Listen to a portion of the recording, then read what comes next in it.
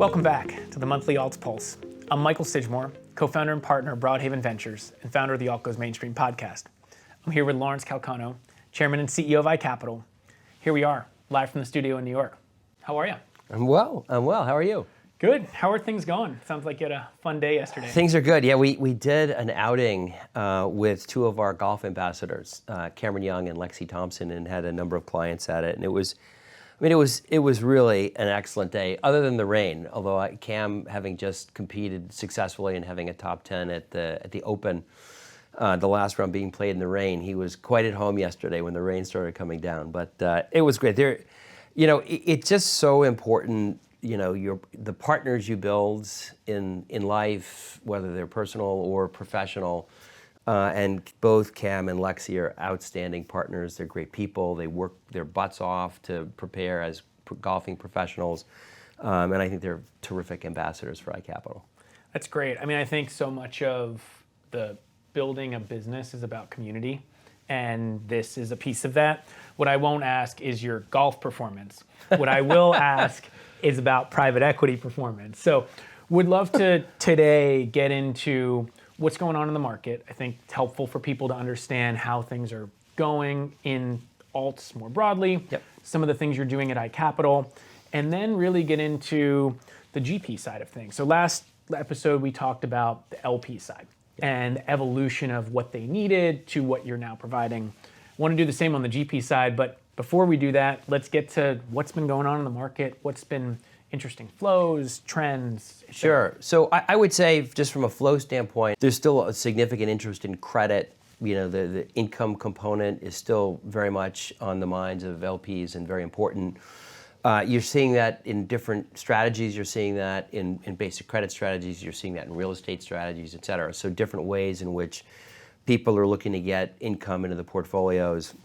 And the other thing, which is interesting, it's less of a product flow, but it's more of a sort of a market evolution from an LP perspective, and that is the desire to have a more analytical framework to actually make these investment decisions.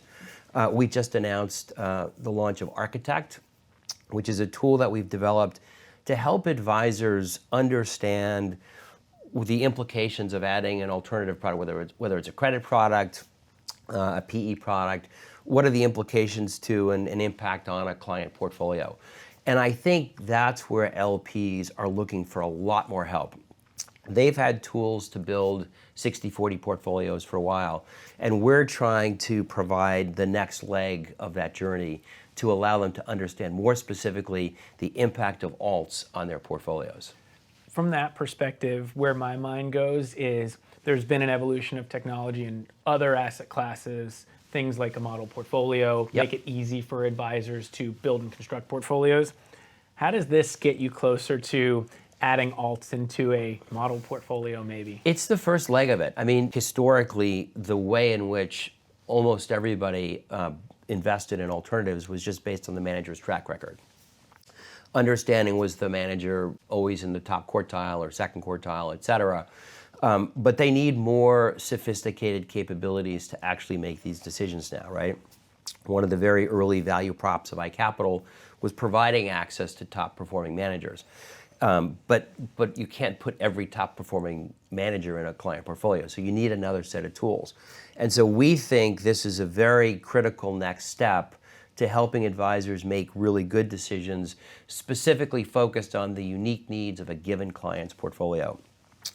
Over time, we think this is, as I said, the first step in actually building out model portfolios that include alternatives. And we take a very partner-like approach to this and are looking to work with some firms like Envestnet and Morningstar and some other firms that are already providing these type of capabilities for 60/40 portfolios.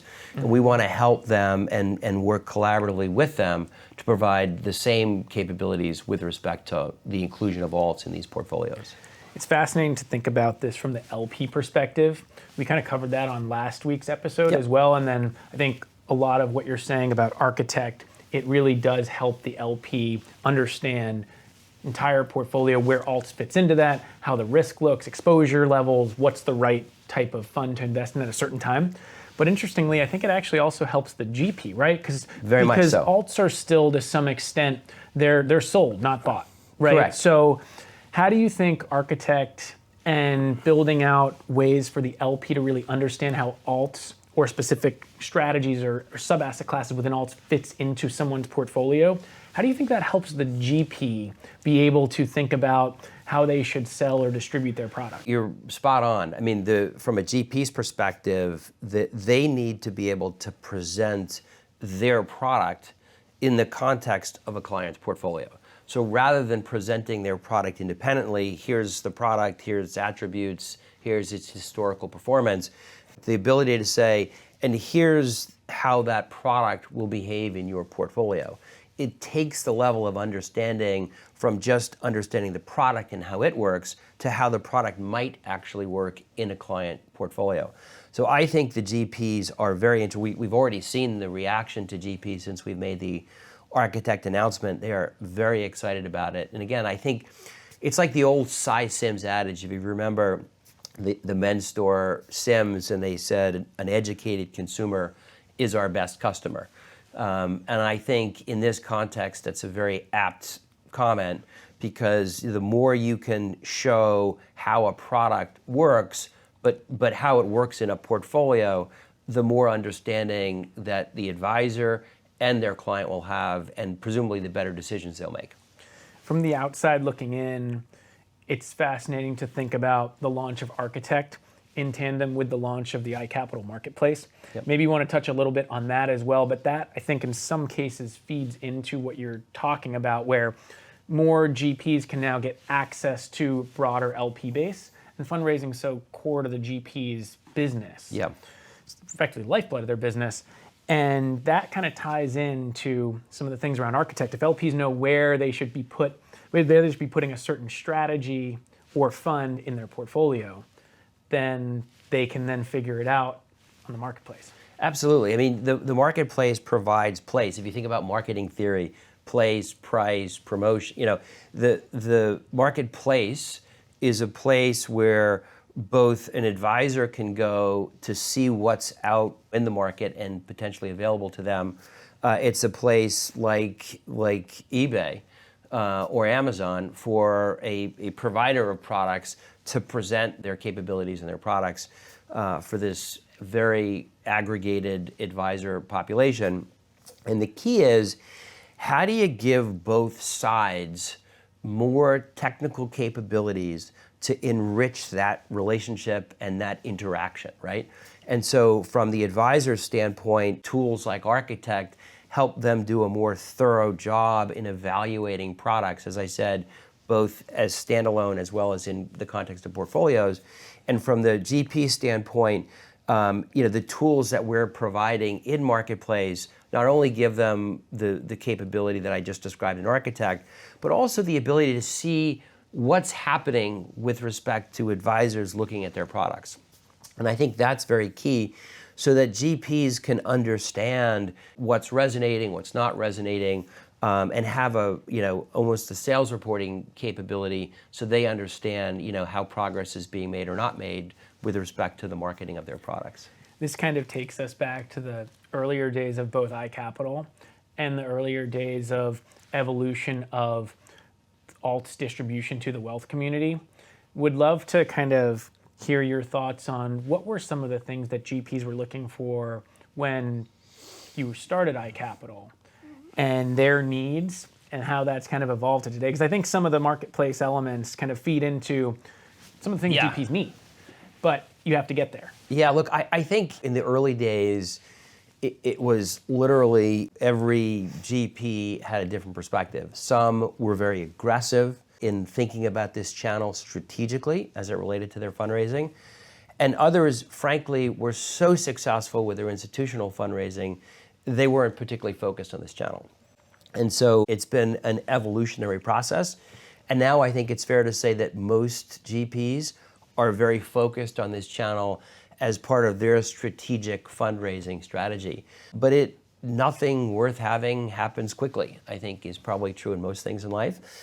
Certainly was true here. And I think just them understanding the fact that this channel is sticky, It's massive, and can provide, a very significant incremental opportunity to raise capital. I think GPs are now highly focused on it. And what I think they realized is they had tuned, historically, their entire infrastructure was built around collecting a small number of very large commitments from institutions. This market is completely the opposite. It's about getting a very large number of smaller commitments. And their middle and back offices just weren't built for that kind of process. And that's where I think iCapital has really uniquely enabled the GPs to aggressively bring their products to this market, because they don't have to rebuild their whole infrastructure to be able to succeed here. How much do you think back in the early days of iCapital, as some of the bigger funds, and Blackstone just crossed the $1 trillion AUM mark this past week, huge milestone, a large portion that comes from the wealth channel and in partnership with iCapital to some extent. How much of the challenge for the GP was really due to the administrative burdens? Like, if it was possible for them to take in high net worth capital, they would have, versus other things back then? I think it's two things. I think it's both the administrative burden, and as I was talking about, their infrastructures were not built for this channel, but it's also about reaching this channel, which is highly fragmented, right? And so Blackstone, for example, has built out both the capability to reach the channel with a very large sales group that's out educating and selling product, but they've also partnered with iCapital to help process and manage the idiosyncrasies of this channel so they can scale. And so the capital comes in almost looking like institutional commitments because of the way we can aggregate. But I do think Blackstone crossing $1 trillion is an important milestone. It's obviously a very critical milestone for Blackstone, but given their strategy of embracing this channel, I think it's also quite interesting in terms of the success they've had in really executing at the highest level in doing this, but also it should suggest to the world that this is a very important channel, given the success they've had. It's an important channel, but not everyone can do what Blackstone has done, either because of size and scale, right? They've dedicated hundreds of people in terms of resources on the sales side to distributing to the wealth channel. Other firms just can't do that. So how do they think about working with the wealth community in ways that may work for them, but also give them the throughput to actually reach the wealth channel, both in terms of education and also product awareness? Yeah, well, I think for the infrastructure piece, I comment on what we provide in terms of infrastructure support, enterprise software support, is really critical for GPs to be able to really scale the business. And then I think as it relates to the distribution strategy, which is really that second piece, it's a combination of both what part of the distribution strategy should a GP insource versus what part of the strategy can they outsource with external distribution, whether that's with iCapital or a more conventional placement agent, et cetera. But I think there's a lot of opportunity today, to your earlier question, that did not exist 10 years ago for a GP to really access this channel at scale. We've talked a lot about educating the LP side and the wealth community on the merits of alts. How do you think about educating the GP side on the merits of working with the high net worth channel? I think that's a great question. I think it was the classic chicken or the egg dynamic. Early on, it was tough because, as I said, the GPs were very successful in raising capital institutionally. And a lot of them felt like, we're only going to raise so much money, we can only invest so much money, and we're full up with institutional commitments. And so for a lot of them, it took a while for them to understand that, building out their businesses required increasing the sources of capital that they had, and then understanding that this high net worth channel, given some of the barriers that we break down for the GPs, not just the LPs, in terms of the operational infrastructure, the technical, the enterprise software piece, as well as the distribution piece, they now have access to this audience that historically they didn't. And so when you can see a path, it's like anything else in life, when you can see a path forward, and it's clear to you, you're more willing to go after it. When you don't see a path and you don't see the rationale for the path, it's a lot harder for people to make that decision. So I live in the venture world where many managers have historically not thought they've needed to go to the wealth channel or had a smaller Yes. group of LPs, and maybe fund size dictated that to some extent. What would you say to the cohort of the world of GPs, whether it could be venture, it could be middle market private equity or smaller funds, that may not yet realize or may not yet have the need to work with the high net worth channel, but may or should in the future? I don't know why you wouldn't want to, in thinking strategically about how you grow your firm, why you wouldn't want to create multiple opportunities or multiple avenues, through which you can raise capital. And I think probably for a lot of folks, they've gotten over the, is this a real channel? Is this a sticky channel? And now they're recognizing that it is in fact all of those things, large, sticky, et cetera, and therefore strategic. And so I think a lot of people now are kind of crossing that Rubicon and are getting to the place where that now they're not wondering if they should, they're wondering how do we do this? And that's where we're trying to help them. On that point, what do you think GPs need to do differently in terms of working with this channel? I think many are well versed in working with the institutional channel. They understand their sales cycles. They've dealt with those type of customers, but this is just a different, you can have multiple customers in a business. This is just a different kind of customer. Yes. How do you meet that customer at their point of need? Yeah, it's different, right? So, in some respects, it's like when you market a product in the US, all the labeling's the same, regional markets may vary, but it's easier than going to Europe, for example, where you've got, smaller markets, each with their own regulatory regime. And in the institutional market, obviously institutions are different, but the way in which a GP would offer product to institutions was relatively consistent. In the high net worth space, you've got different kinds of investors. You've got qualified purchasers, qualified clients, accredited investors, sub-accredited investors. And what they can and can't buy is different. The structures you use to access those different types of investors are different. And so GPs have to think, in a more, I'll say complex, but they need to think in a more nuanced way in this channel and understand, okay, how do I access accredited investors? How do I access qualified purchaser investors?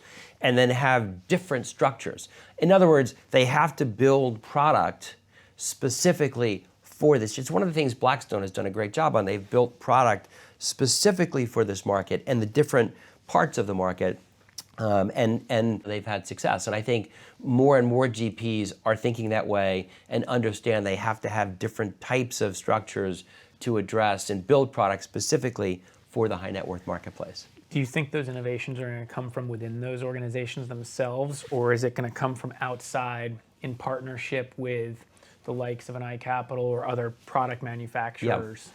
I think both. I'd say all of the GPs that we talk to are being really thoughtful and creative about how to access the market. We're obviously trying to provide a utility-like service to them, and so we're doing a lot of thinking about structures. And by the way, this is a global market. There are high net worth investors that haven't had the benefit of these products in their portfolios all over the globe. And so in Europe and Latin America and Asia and the Middle East and Canada, et cetera. And so part of what we're trying to provide to GPs is the ability to access this market on a global basis, dealing with all the idiosyncrasies, whether they're regulatory or market-based, to help GPs really access this global high net worth space.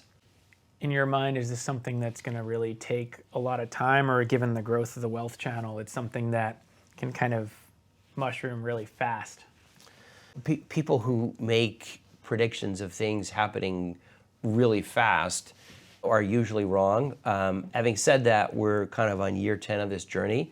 And so over the 10 years, things happen really slowly in the beginning, and then you sort of reach a series of little tipping points where adoption grows and so forth. And we see that on our marketplace today, within the ecosystem, there's over 170 billion of assets. There's 1,300 funds. There's over 100,000 advisors interact with our technology platforms over the last 12 months. 35,000 or so are monthly interacting with our platforms. So we're starting to see these data points where we're crossing another major tipping point. And we expect that to continue. If you look at the allocation rates in alts, they're still quite small. I would say two things are small. One, for those who do the business, the allocation rate is much smaller than the CIOs of the large banks and RIAs are suggesting. So 3 to 5% versus 20%. And the other piece, which is important, is the participation rate, i.e., how many advisors are doing the business. Still really small. And so we expect that we're going to see a higher participation rate on the part of advisors serving clients with alternatives. And then the allocation rate, we think, will go up across the board as well. When you say that things go slow and then they go fast, it makes me think, going back to the Blackstone point, they started in 1985, $400,000 LP capital. That's only 38 years to get to $1 trillion of AUM. So you say you're 10 years in, where we are with alts. I think that's a great lead in to kind of wrapping up this podcast with kind of where we are with the monthly quote. I know you always have a monthly quote, so would love to hear what resonated with you. I only have a monthly quote because you make me have a monthly quote. I people will. Love hearing it. A lot of the sort of ideas come like last minute or as we talk about accidentally, and I put up a post on LinkedIn yesterday regarding the great day we had with Cam and Lexi yesterday, and one of the guys who is a friend of mine who commented, Frank Troze, he said, "A society grows great when old men plant trees whose shade they'll never sit in," and that talks about doing things for others, making investments that will benefit future generations and other people versus only being willing to make investments that benefit you. And I think that's a really powerful global comment that if everybody in the world embraced that, it would be pretty cool. Investing for the long term. That's a great way to wrap up this month's podcast. Thanks for tuning in to today's episode. I'm Michael Sidgmore, here with Lawrence Calcano. We'll see you next time on the Monthly Alt Pulse.